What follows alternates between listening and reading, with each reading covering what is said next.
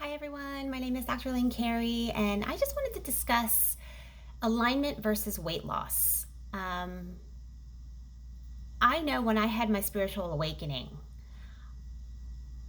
very quickly I dropped 10 pounds, and I was never overweight, but there was a lot of emotions that I released, I believe, at that moment.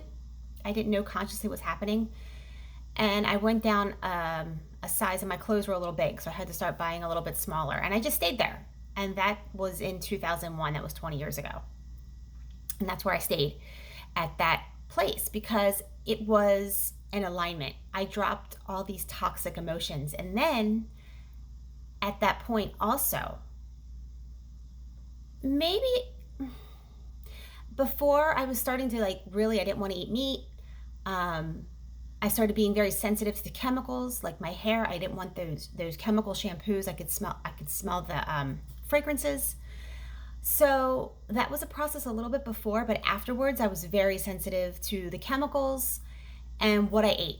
And I ate whatever. I can't say I restricted myself from I never felt like I had to restrict myself from everything, but I was very present in the moment with every meal.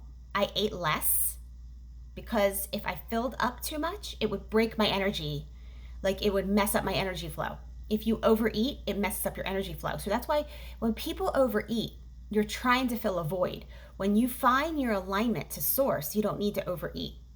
That's an unnatural craving.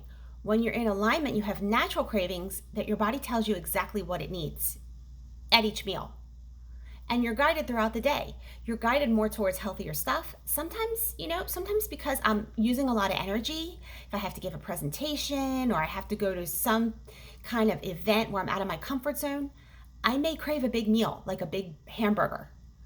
But then after I can't, like I want a salad or I want a shake or I want, something very light. So it depends on my activities of the day. It depends on my energy flow, what's going on. So I'm really noticing that my mind, my emotions, my thoughts are in alignment with my gut, with my how I'm eating, what I need to fuel myself to balance the energy flow of my day. So that's an alignment. So you're not, the people, I feel bad for people who are stuck in counting calories, watching everything they eat. The worst thing you could do is judge everything you eat. Like, oh, I really want to have this dessert, but I feel really guilty. Worst thing you can do. If you're going to feel guilty about it, don't even do it. If you're going to have it, enjoy it. That was the other thing. I enjoyed my meals. I was present. I'm present in the moment when I eat.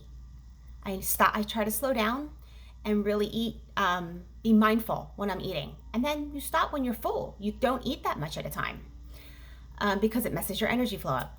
But it's really important. The two things that you really have to watch, the mental and emotional toxins and the chemical toxins in your food and your personal care products. So you have to understand whatever you're putting on your hair, your skin, especially when your skin, it's going right into your bloodstream.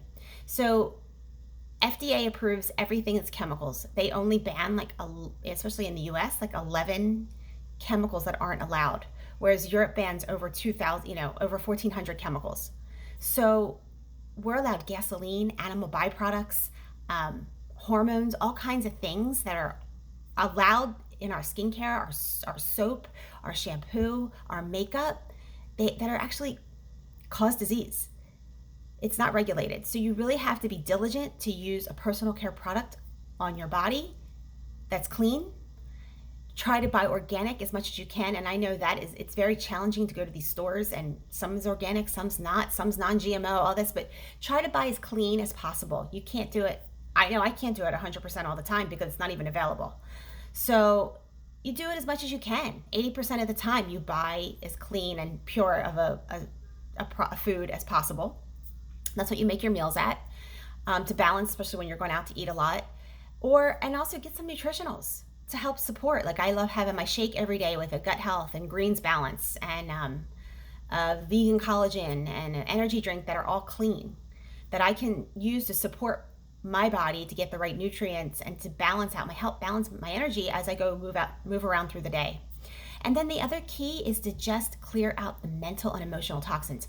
If you're carrying guilt, inner childhood wounds, anger, stuff, especially when it becomes a chronic state, that's what bloats you up too. when I look at somebody and see that they're toxic, I'm not just talking about the chemicals. That obviously they should get the chemicals out of their diet and their personal care products because their body's on overload. Their liver, their kidneys, their adrenals are trying to get rid of all this stuff and it's not working. But it's also on overload when they're carrying the emotions around, all low vibrational emotions of resentment, you know, um, defeat, depression. All those become toxic buildup if they're not processed. So it's really important to start working on your inner self to clear those toxins, because I believe that's why we age. We age because of the resistance we create in our lives over the years.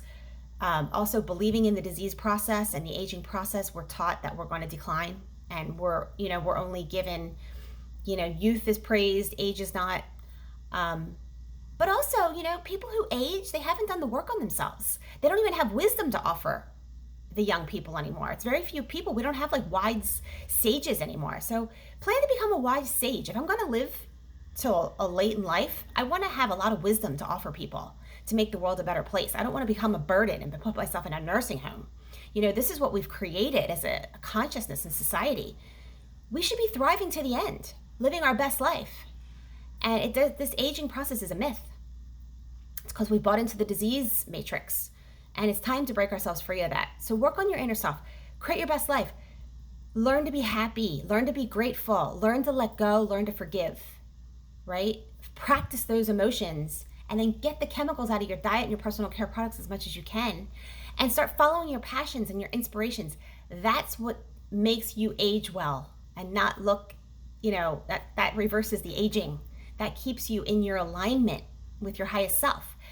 And that's where you're at your best in every which way. So I hope this helps. I always say thanks for watching, and I hope you have a beautiful day.